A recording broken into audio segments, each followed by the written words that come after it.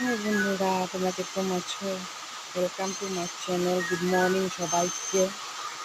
আর আজকে আমি জলদি উঠতে লাগলো, যেতে আমার ছেলের সানডে আর্ট ক্লাস যায়, তো তার জন্য আমার ধুমাধুম তাকে হলে চল্লিশ খাইয়ে পাঠানো হবে। উপায় না, কী করবো। এখন আমি আমার জন্য চা রেডি করে নিয়েছি, তোমাকে দেখে নিই। চার সাথে কী কী খাচ্ছি দেখে নাও।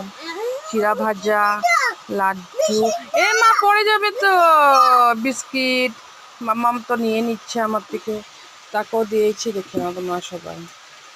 তাকেও দিয়েছি, কিন্তু তার হয় না।